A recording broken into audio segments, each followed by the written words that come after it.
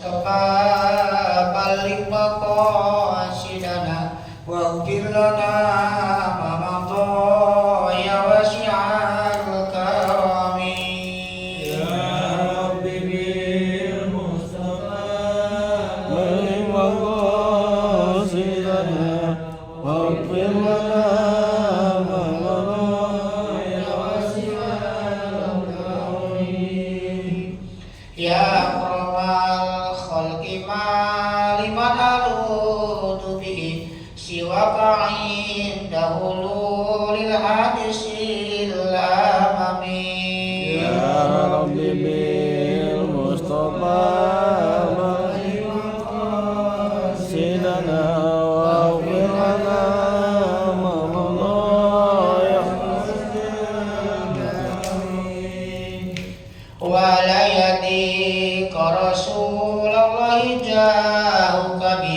idil karim mutajalla bismi muntakimi Rabbi bil Mustafa balik maqasidana waghfir lana ma madha ya wasi'al karami fa inna min judika dunya darrata wa min ulumika ilmal lahyi wal qalami Ya Rabbi bil Mustafa balik maqasidana waghfir lana ma madha ya wasi'al karami ya nafsu la taqnati min jallatin azumat innal kaba'ira fil kufrani kalamami Ya Rabbi bil Mustafa balik maqasidana waghfir lana ma madha ya wasi'al karami Allahumma salli wa sallim wa barik alaihi.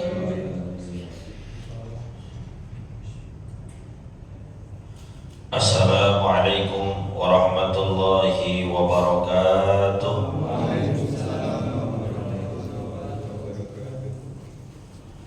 Bismillahirrahmanirrahim. Alhamdulillahi rabbil alamin.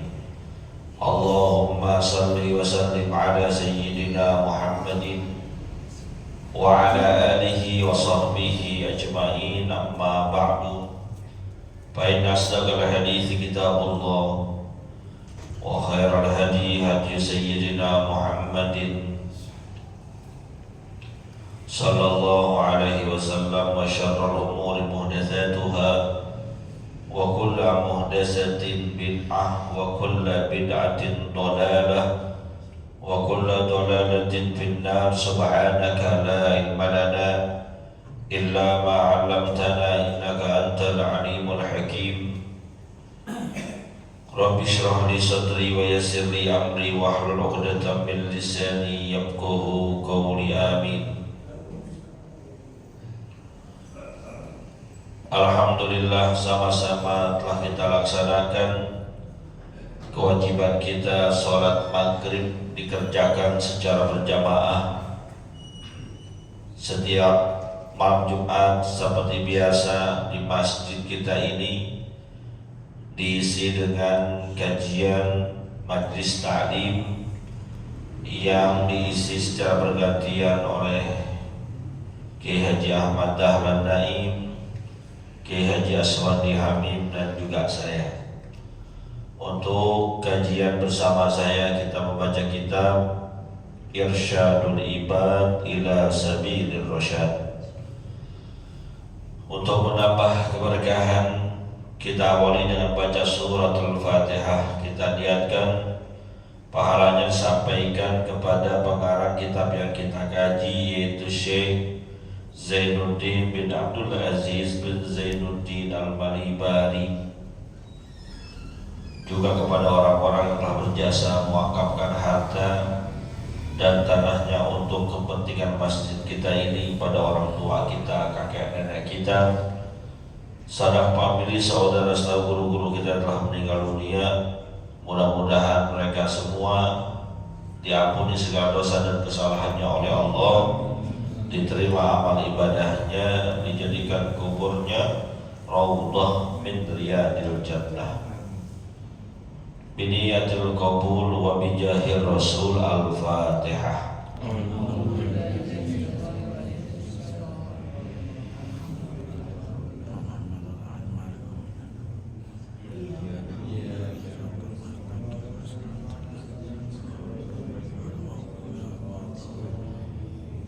Melanjutkan bacaan kitab-kitab. Bismillahirrahmanirrahim. Qala al-muallif rahimahullahu ta'ala anhu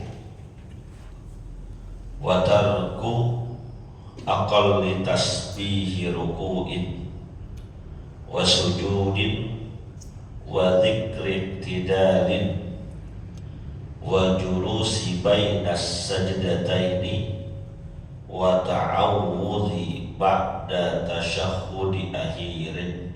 Wallahu a'lam. Masih melanjutkan pembahasan tentang yang berkaitan dengan hal-hal makruh yang dilakukan dalam sholat kita. Yang selanjutnya dikatakan oleh pengarang kitab ini, wa tarku aqalli tasbihi ruku'in wa sujudin, meninggalkan membaca sedikit-sedikitnya tasbih ruku ataupun sujud kita. Dalam pelaksanaan salat kita, ketika ruku baca apa itu? Subhana rabbiyal azimi wa bihamdih. Kita tuh biasanya seperti itu. Ketika sujud kita baca tasbih juga, subhana rabbiyal a'la wa bihamdih. Nah, kalau seandainya kita lagi buru-buru atau lagi capek banget pelaksanaan sholat kita pengen dibikin ringkas, maka minimal ketika ruku dan sujud kita baca sedikit-sedikitnya tasbih. Kalau yang tadi kan cukup sempurna, ada subhana rabbiyal azimi wa bihamdi atau subhana rabbiyal a'la wa bihamdi. Maka boleh ketika ruku ataupun sujud kita baca cukup subhanallah, itu boleh. Dan bahkan sudah masuk kategori tumakninah. Kan dalam setiap gerakan rukun kita ada yang namanya tumakninah, berketetapan dalam satu amalan rukun sholat kita. Buru-buru kita sholatnya atau capek banget, letih banget, ketika Allahu Akbar ruku kita cuma mengucapkan subhanallah lalu sami Allahu liman hamidah, cukup boleh. Biasanya kalau sholat sunnah kita begitu tuh, betul ya? Sholat sunnah ini makanya ada cepetan, Allahu Akbar subhanallah sami Allahu liman hamidah rabbana lakal hamd, Allahu Akbar subhanallah. Biasanya begitu. Kita kalau sholat sunnah rada cepetan, rada ngebut. Tapi kalau Rasulullah sholat sunnah rada lamaan. Kebalik sama kita. Kita sholat wajibnya berjamaah rada lama, sholat sunnahnya rada cepat. Apalagi kalau udah giliran nyatronin bini kedua, udah makin cepet lagi. Kalau perlu nggak pakai sholat sunnah, assalamualaikum langsung berangkat. Begitu Baji. Nah, berkaitan dengan makruh sholat kita, kalau saat ruku, saat sujud nggak ngucapin apa-apa, walaupun rukunya lama, walaupun sujudnya lama, dia tahu ada bacaan-bacaannya, dia nggak baca, makruh tuh. Bisa jadi karena ngantuk, bisa jadi karena dia nggak tahu. Kalau nggak tahu, lain hukumnya. Baru belajar sholat, mu'alaf misalnya, atau bukan mu'alaf, Islam udah lama, cuman kebangetan gak pernah sholat, baru mau sholat udah usia tua, belum bisa baca yang bagus, yang lengkap, cukup minimal dia baca subhanallah. Kalau nggak baca sama sekali, ngomong aja, diam aja, makruh. Kenapa makruh? Menyelisihi sunnah yang diajarkan oleh baginda Nabi kita Muhammad Sallallahu Alaihi Wasallam. Maka perlu dijelaskan di sini, setiap apa yang kita lakukan tidak sesuai dengan sunnah atau garis yang dianjurkan oleh Nabi, belum tentu namanya bid'ah. Kan orang zaman sekarang itu gak sunnah tuh, bid'ah tuh. Padahal tidak semua yang tidak sunnah itu adalah bid'ah. Bisa jadi makruh atau bisa jadi biasa aja.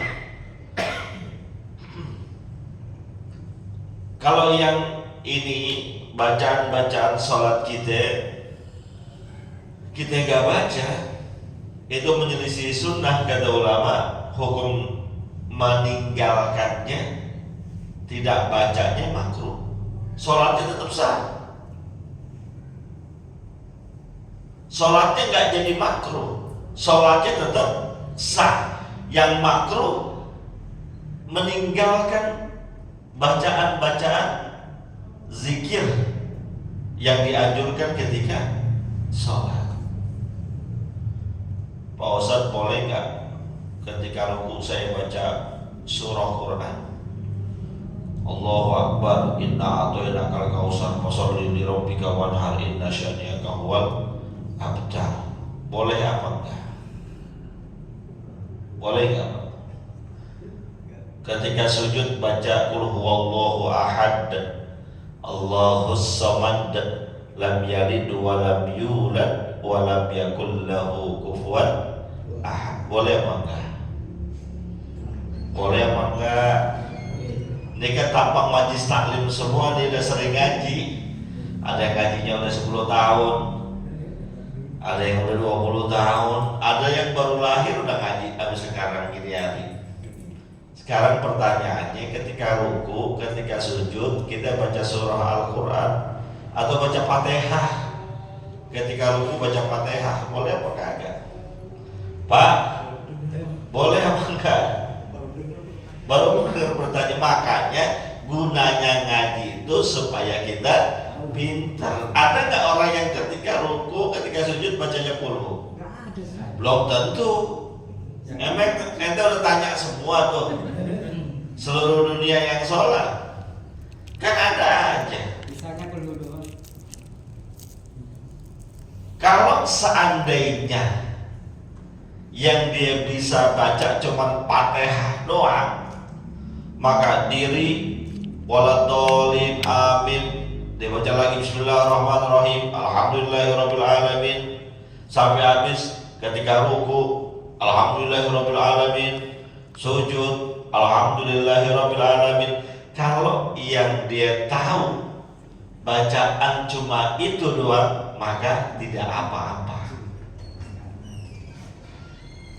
Tapi terus belajar, jangan stuck di situ doang. Apabila bacaan yang lain dia udah bisa, udah tahu, di saat ruku dia baca kulhu, padahal subhanallah dia tahu,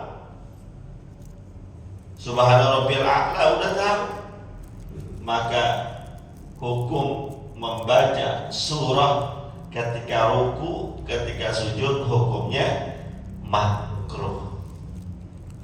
Bukan berarti baca Quran gak bagus, bukan. Tempatnya gak tepat. Ini tempatnya bukan tempat baca surah, tapi baca tasbih. Mohon maaf banget, walaupun perumpamaan ini gak sama persis. Zikir mengucapkan Allah, la ilaha illallah, subhanallah, bagus apa enggak?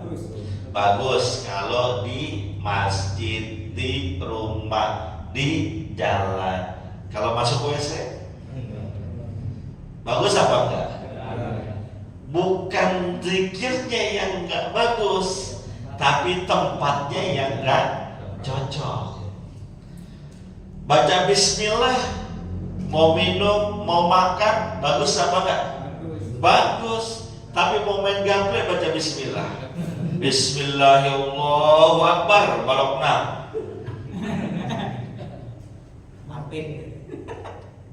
Bagus apa enggak tuh? Enggak bagus, bahkan mengandung unsur istihza, mengolok-olok, karena bukan tempatnya di situ. Jadi kalau mau main gaple, gak usah pakai begitu, lu mau zikir dalam hati aja. Jangan Bismillahirrahmanirrahim, balok 6 saya matiin. Bismillahirrahmanirrahim, QQ nih gua. Gak bisa. Bukan pada tempatnya, bukan pada jurusannya. Jelas nih. Jadi belajar itu mengasah kecerdasan kita agar lebih pintar dan lebih paham tentang hal-hal muskilat yang detil-detil. Jadi ketika ruku ataupun sujud nggak mengucapkan tasbih sekurang-kurangnya subhanallah, maka hukum meninggalkan bacaan itunya adalah makruh, tidak disukai oleh Allah. Selanjutnya, wajulusi bainas sajdataini, wa dzikri i'tidalin, meninggalkan zikir ketika i'tidal. Sami Allahu liman hamidah, Rabbana lakal hamdu. Terus apa? Mil'us samawati apa mil'as samawati? Mil'us samawati wa mil'ul ardi wa mil'u ma syi'ta min syai'in. Ada yang baca Rabbana lakal hamdu mil'as samawati wa mil'al ardi wa mil'a ma syi'ta min syai'in ba'du. Yang mana yang benar? Yang mana yang benar? Yang satu mil'u, yang satu mil'a. Yang mana yang benar? Benar semua. Yang salah? Belum tentu. Yang gak bacaan. Karena ada bacaan lain dalam riwayat-riwayat kita tuh kan ada bacaan lain selain Rabbana lakal hamdu. Yang salah yang baca milu. Milu kan kalau bahasa orang Sunda ngikut, salah kalau yang milu sama milu kemana? Milu ke kampung. Ya, jadi milu boleh, mil'at boleh. Minimal kita baca Rabbana walakal hamd. Maka imam-imam tarawih biasanya dipakai nih. Sami Allahu liman hamidah, Rabbana walakal hamd, Allahu akbar. Karena iktidal dan duduk di antara dua sujud termasuk rukun qasiroh, rukun pendek. Justru kalau dilama-lamain hukumnya makruh. Kalau sujud ruku itu boleh tawilah, boleh dipanjangin. Lihat sholat gerhana, itu kan ruku dan sujudnya lama, tapi i'tidalnya nggak begitu lama. Karena i'tidal dan juga duduk di antara dua sujud itu adalah rukun qasirah, rukun yang dipendekin. Jangan lama-lama di urusan situ. Maka imam taraweh kudu paham, kudu ngerti mana kira-kira yang dia bisa beloknya nukik, mana yang kira-kira dia harus santai.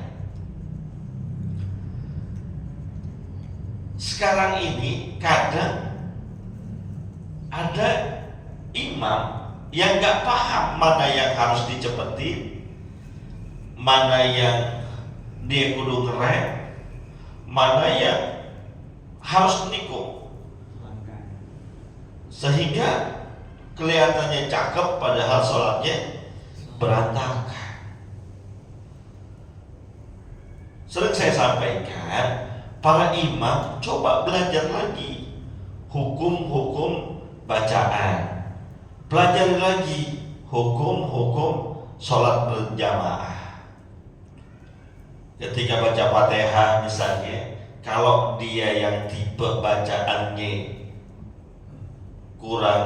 kurang pase, jangan wasol, takutnya salah. Sering saya dengar, ihdinas siratal mustaqim, siratal nih, ihdinas siratal mustaqim, siratal ladzina an'amta alaihim. Benar apa salah? Salah, karena setelah mustaqim itu tidak ada tasdidnya. Jadi kalau mau diwasal, ihdinas siratal mustaqim siratal ladzina, jangan ihdinas siratal mustaqim siratal ladzina. Sering tuh imam tarawih banyak yang begitu. Saya pernah ceramah di satu tempat, imam tarawihnya bacanya begitu. Lihat lagi Qur'annya. Oh, ini yang bisa diwasol, cara wasolnya seperti ini. Ini sebaiknya jangan diwasol karena rada riskan kayak tadi tuh. Maka kalau jadi imam tarawih sebaiknya di mustaqim yang pertama berhenti aja. Bismillahirrahmanirrahim. Alhamdulillahirabbil alamin arrahmanir rahim maliki yaumiddin iyyaka na'budu wa iyyaka nasta'in ihdinas siratal mustaqim. Cari aman. Baru siratal ladzina an'amta 'alaihim ghairil maghdubi 'alaihim waladdallin. Cari aman.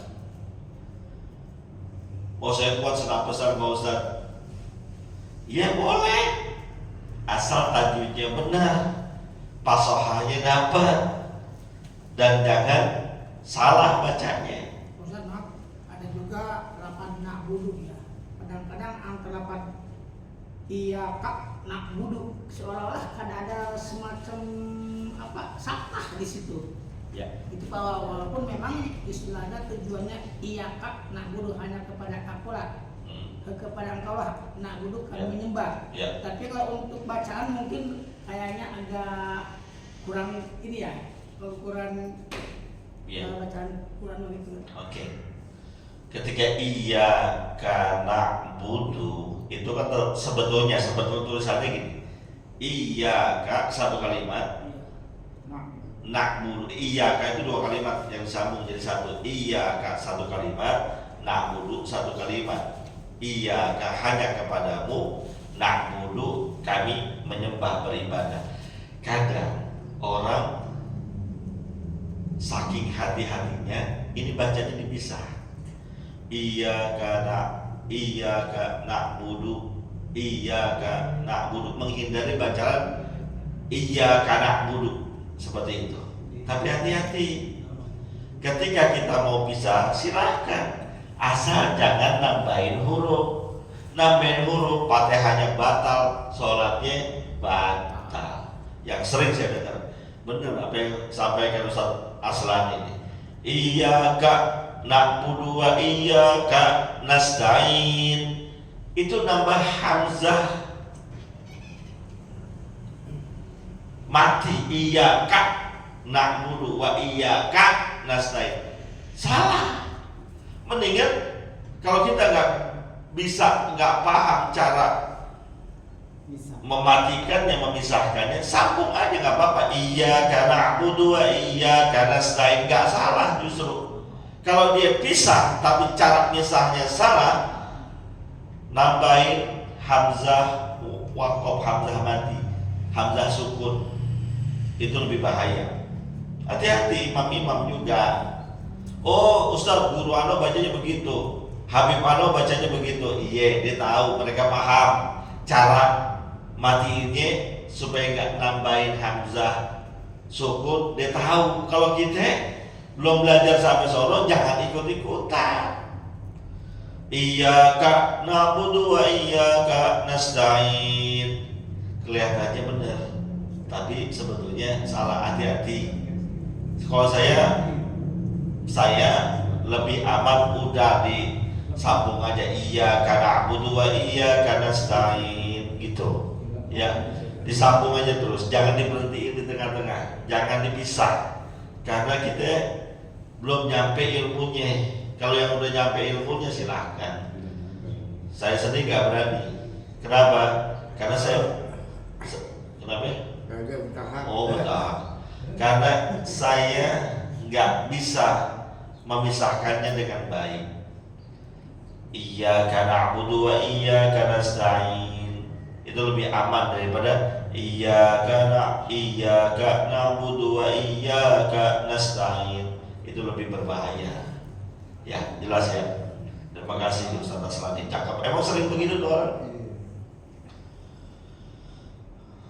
Jadi ketika i'tidal minimal Rabbana walakal hamd, minimal banget. Mau dilanjutin sampai habis gak apa-apa. Wa julusi bainas sajdataini, meninggalkan zikir bacaan doa ketika duduk di antara dua sujud. Apa bacaan itu?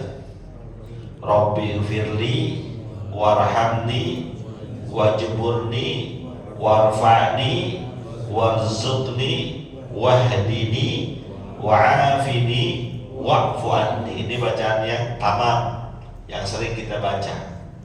Ada orang zaman sekarang baru ngaji sebentar, ngambil satu hadis, dia bilang itu dua kalimat yang terakhir wa'afini wa'fu anni itu gak ada hadisnya, bid'ah tuh. Yang benar kata dia, Rabbi firli warhamni wajburni warfa'ni warzuqni wahdini, sampai situ. Wa'afini wa'fu anni itu merupakan jumlah yang diambil dari redaksi lain, tidak sama dengan redaksi hadis tadi, tapi digabungkan oleh ulama. Seperti ketika sujud atau ruku, hadis yang masyhur sahihnya itu subhana rabbiyal azim, subhana rabbiyal a'la wa bihamdihi, itu adalah gabungan dari riwayat yang lain. Sama ketika kita iftitah ataupun istiftah, wajjahtu wajhiya inni wajjahtu wajhiya lilladzi fataras samawati wal ardh. Kalau kita bacanya kan dari Allahu akbar kabira walhamdulillahi katsira begitu. Itu sebetulnya dari beberapa riwayat hadis yang digabungkan oleh ulama-ulama kita. Makanya bagi kita orang-orang yang masih pada belajar, jangan gampang nyalahin orang, jangan gampang nyalahin guru, jangan gampang nyalahin kiai. Ngaji kita baru pendek udah nyalahin guru-guru kita yang sudah kelotokan ibaratnya. Maka ketika duduk di antara dua sujud, bacaan yang sempurna yang sering kita baca kayak tadi sampai wa'afini wa'fu anni, ditinggalin makruh. Minimal Rabbi firli warhamni, sampai situ. Imam tarawih bacanya sampai situ gak apa-apa. Saya kalau imam tarawih cuma segitu doang, Rabbi firli warhamni, sujud lagi. Yang sempurna tamam. Rabbi firli, ya Allah ampuni dosa dan kesalahan saya. Banyak gak dosa kita? Banyak apa kagak? Kalau dosa kita ditampakin oleh Allah, satu dosa langsung jadi satu bisul, kira-kira muka kita itu udah bonyok bisulan semua Pak. Dosa kita banyak banget. Jalanan apa Pak? Apalagi itu yang kerjanya di jalanan kayak Bang Yudi, Masya Allah. Emang dosa kita deketin juga kadang-kadang. Banyak banget dosa kita, Masya Allah. Yang nanti kata-kata kasar, kata-kata kotor, maka kita mohon kepada Allah supaya diampuni. Warhamni, minta kasih sayang Allah.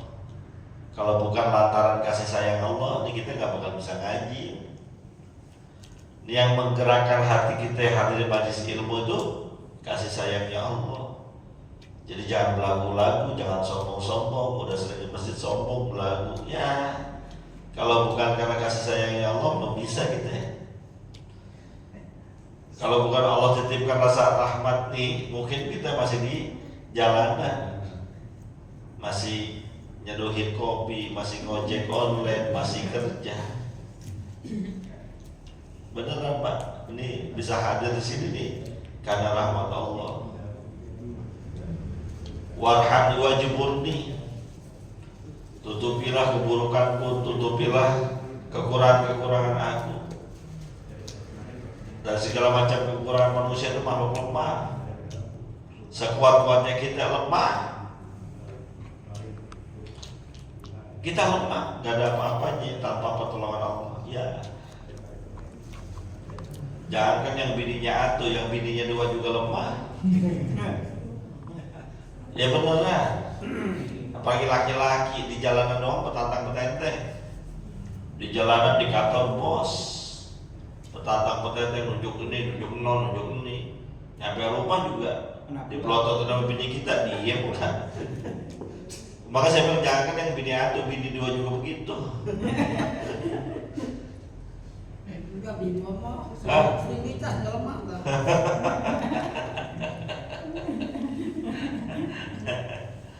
Lemah Pak kita, kekurangan kita banyak banget. Kalau bukan Allah tutupin kekurangan-kekurangan kita, kebutuhan-kebutuhan kita, ya Allah, Masya Allah, gak ada apa-apanya kita. Warhamni wajul warfa'ni, angkat derajat kita ya Allah. Itu dalam surat Al-A'raf ayat 79 Allah katakan walaqad dara'na li jahannama katsiran minal jinni wal insi lahum qulubun la yafqahuna biha wa lahum a'yunun la yasma'una biha wa lahum a'yunun la yubsiruna biha wa lahum adhanun la yasma'una biha ulaika kal an'am bal hum adall. Kata Allah, kami telah siapkan neraka jahanam buat siapa? Untuk jin dan manusia. Kenapa mereka dimasukkan ke dalam neraka jahanam? Punya hati tapi nggak peka hatinya, punya telinga tapi nggak dipergunakan untuk dengar yang baik-baik, punya mata nggak digunakan untuk melihat yang baik-baik, dibuat pakai yang sembarangan. Hati-hati, ini mata kita buat lihat yang maksiat paling doyan banget, paling doyan. Mohon maaf, walaupun contohnya nggak bagus, duduk di depan jalanan, pegang Quran, lagi pegang Quran, perempuan lewat, baju semok, badan montok, celana di atas paha, ketek kelihatan, lihatin Quran apa lihatin perempuan? Hah? Lihatin jujur aja udah, lihatin Quran apa lihatin perempuan? Lihatin Quran mau usah cuma begitu lihatnya. Jangankan yang bini atu, yang bini dua juga begitu. Insya Allah. Oh, insya Allah. Barang bagus ya. Mata kita emang begitu Pak, banyak ngeliat maksiatnya, jujur.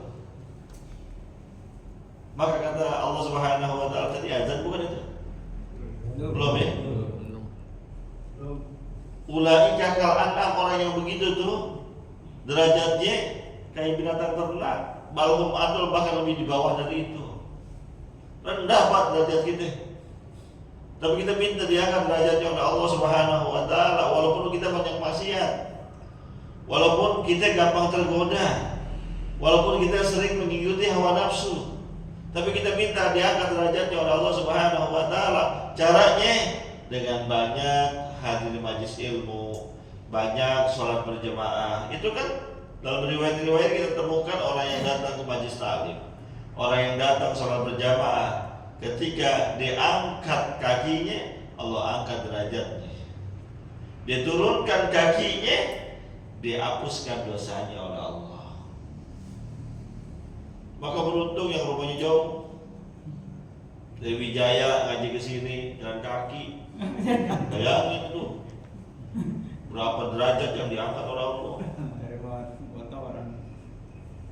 Rumah Pak Haji Hasan ke sini, itu ke sini jalan kaki apa naik motor? Kadang-kadang Angkat jalan kaki ya.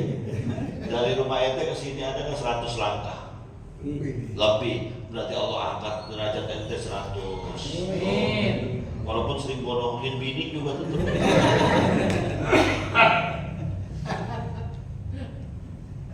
Diangkat derajatnya oleh Allah.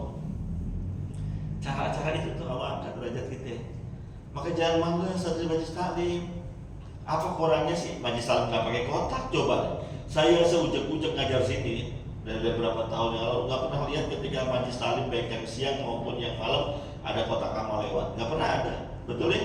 Gratis gaji. Kalau di majelis taklim yang lain teman saya ngajar kotak amal lewat. Dia pojok sono, plotak. Lecek. Yang belum yang masuk jilok gitu. Itu seribuan udah lapu. Bunyinya begitu tuh. Jadi nggak pernah ada. Nggak ditarik bayaran. Ruangan AC, boleh nyender, dapat minum 2 air putih, air bening bukan air putih. Kalau putih susu. Air bening sama teh. Besok tambahin lagi kopi jahe. Ntar pulang biasanya suka ada tentengan, biasa. Saya nggak tahu nih malam ada apa kagak. Ada udah tuh. Kurang HP coba ente. Masih nggak mau ngaji lagi. Kebangetan, ilmu dapet, makanan dapet, duit, ya ustadznya kali aja gitu.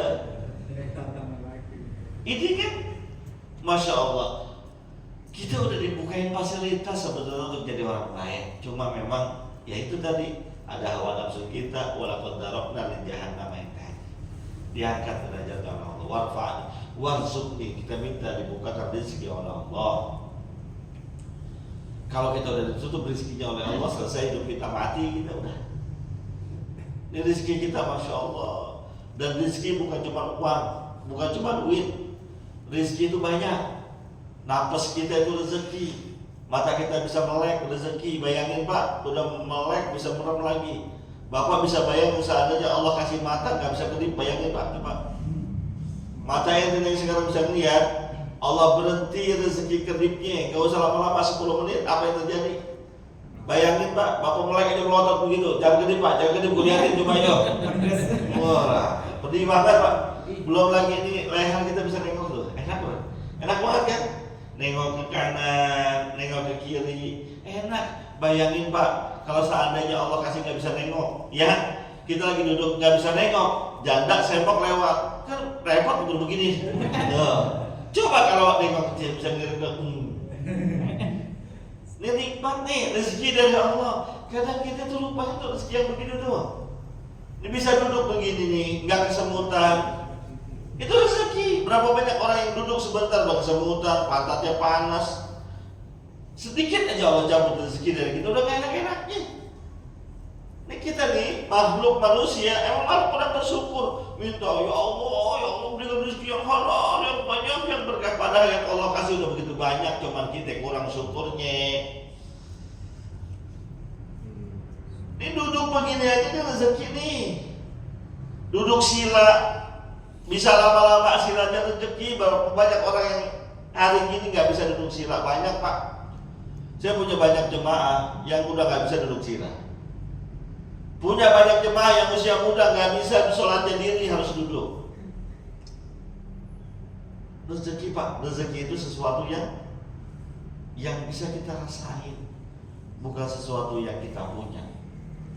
Karena yang kita punya belum tentu kita rasain, belum tentu kita miliki. Bayangin, saya pernah dengar cerita ada seorang kaya, sangat kaya, punya banyak penginapan, punya banyak hotel. Hotelnya hotel mewah, bukan ecek-ecek, bukan hotel melati.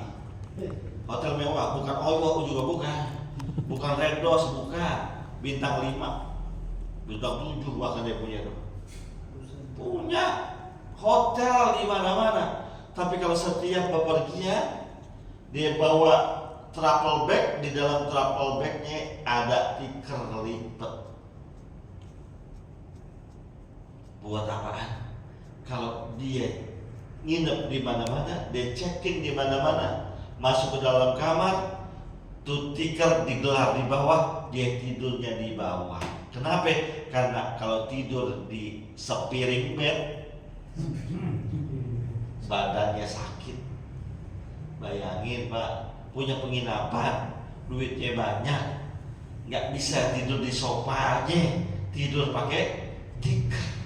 Mendingan kita nggak punya hotel, nggak punya penginapan, kasur kita masih kapuk isinya, ataupun kasur Palembang tidur morok, masih mendingan kita.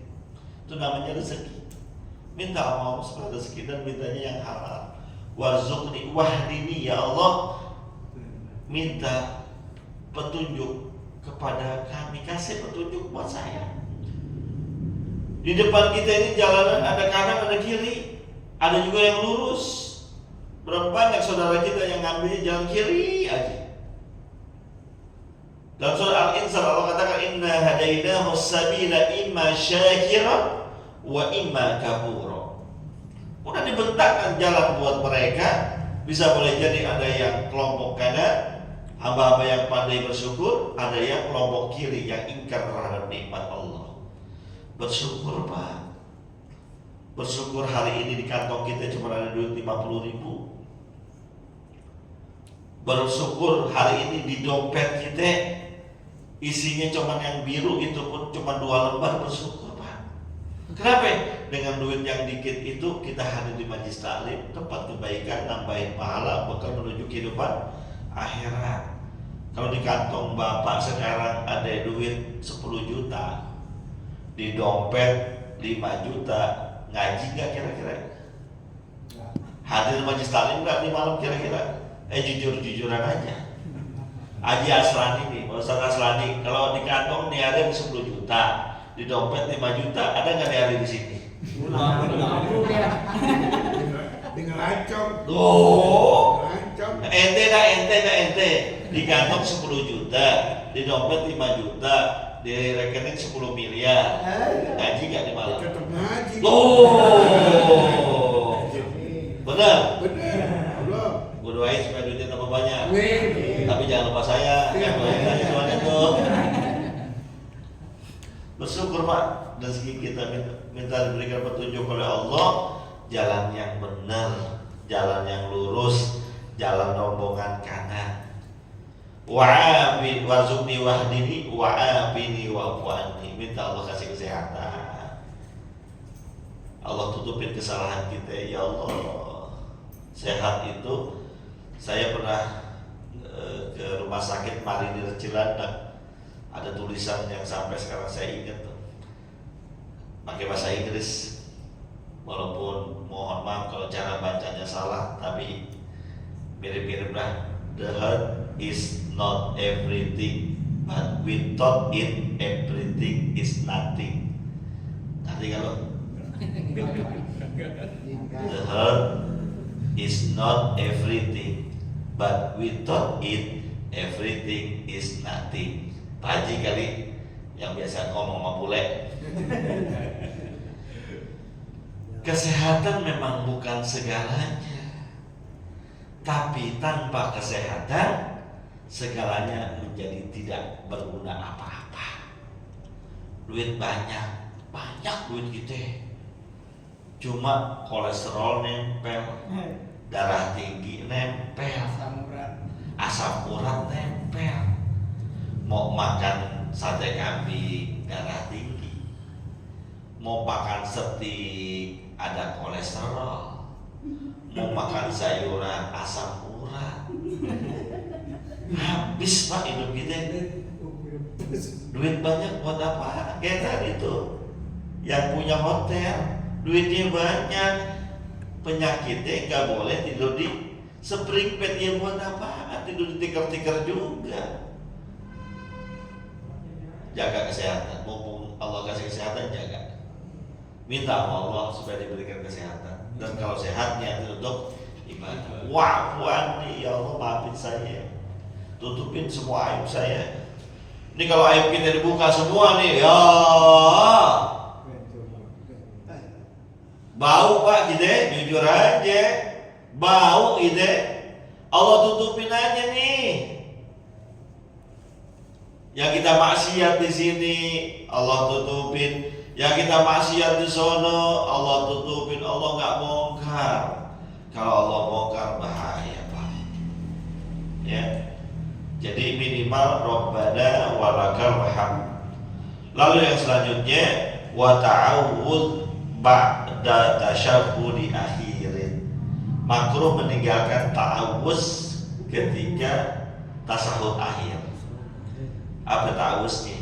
Tuh dalam doa kita at-tahiyat tuh yang terakhir di tahiyat akhir itu ada ajaran dari Nabi kita, mohon perlindungan kepada Allah. Bukan a'udzubillahi minasyaitonir rajim, tapi Allahumma inni a'udzubika min adzabi jahannam wa min adzabil qabri wa min fitnatil mahya wal mamat wa min syarri fitnatil masihid dajjal. Ini dianjurin dibaca. Udah hafal belum? Udah hafal? Diamalin apa kagak? Udah pernah dengar apa belum? Kapan? Udah lama. Apalagi Allahumma inni a'udzubika, ya Allah sesungguhnya aku mohon perlindungan kepadamu min adzabi jahannam, dari perihnya azab neraka jahannam. Ya Allah, neraka jahannam. Jangankan yang paling berat, yang paling enteng aja, seujung kuku ditaruh di telapak kaki kita, otak kita mendidih, itu yang paling ringan. Maka aneh bin ajaib kalau ada orang zaman sekarang nantangin gak apa-apa dah saya masuk neraka. Yang paling pedih itu kayak gitu. Yang paling pedih itu kayak gitu. Bagaimana yang paling berat, bagaimana yang paling dahsyat? Maka kita minta perlindungan dari Allah. Gak ada orang yang aman dari azab jahannam. Semuanya harus berlindung kepada Allah dari azab jahannam. Termasuk Nabi kita. Makanya Nabi kita ngajarin. Min adzabil jahannam wa min adzabil qabri. Minta perlindungan dari Allah, kepada Allah dari apa? Dari azab kubur. Akidah kita mengajarkan ada yang namanya nikmat kubur, ada yang namanya azab kubur, yang merupakan persekot dari surga ataupun neraka. Ada Pak, ada azab kubur, riwayatnya jelas. Maka kalau ada orang yang nggak percaya dengan azab kubur, berarti secara tidak langsung dia meragukan hadis Nabi kita Muhammad Sallallahu Alaihi Wasallam. Berlindung kepada Allah dari azab kubur. Bagaimana di azab kubur, Ustaz? Orang tempatnya sempit banget. Yang diazab bukan di situnya, ruhnya kan di alam lain. Fisik mah cuma kena imbasnya doang. Ayo berlindung kepada Allah. Dasar Pak azab kubur. Wa min fitnatil mahya wal mamat. Kita berlindung kepada Allah dari fitnah hidup dan fitnah mati. Ketika kita masih hidup, minta perlindungan dari Allah supaya tidak kena fitnah. Ya Allah, kalau dari fitnah berat banget. Ini udah azan apa belum sih? Udah. Hah? Ada yang bilang udah, ada yang bilang belum ini. Azan jam berapa? Udah lewat, Ustaz. 19:08. Lewat 10. Jam saya baru jam 6 lewat 58 ini perasaan. Udah azan? Udah. Malam Jumat soalnya nih. Ya. Karena fitnah itu berat, al-fitnah atau asyadun al-qatl. Termasuk fitnah kematian, dan kita berlindung kepada Allah dari dahsyatnya fitnah Dajjal. Mudah-mudahan kita ketemu dengan Dajjal. Ya, kalau udah ketemu sama Dajjal model kayak kita, imannya bakal lewat udah. Jangan kata yang imannya di bawah kita, model kayak kita berat. Yang di atas kita aja ngeri. Diceritakan itu. Nanti kapan-kapan kita ngomong tentang Dajjal, saya kasih gambaran. Orang yang imannya kuat banget, ahli ibadah aja, ketika datang fitnah Dajjal, dia lari ke gunung supaya gak ketemu dengan Dajjal. Kalau udah ketemu, jadi pengikutnya udah pasti. Apalagi benar kayak kita. Maka kita berlindung kepada Allah Subhanahu wa Ta'ala. Mudah-mudahan ada manfaatnya. Allah kasih hidayah kita. Ngaji walaupun jarang-jarang, yang penting nempel, yang penting juga diamalkan. Al-Fatihah.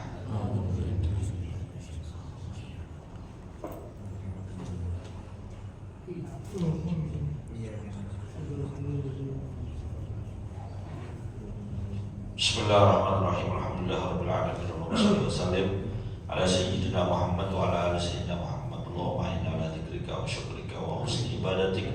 Allahumma fir lana wa li walidina warhamna warhamhum kama rabbawna shighara. Wa hab lana ya wahhab ilman wa hikmatan wa rizqi ya razzaqul musahhila wa bil khairi ya fattah wa bil huda wa bil ilmi ya alim kulli mufattila. Wa sallallahu alaihi sayyidina Muhammadin wa ala alihi wa sallam. Alhamdulillahirabbil alamin. Terima kasih. Mohon maaf. Assalamualaikum warahmatullahi wabarakatuh.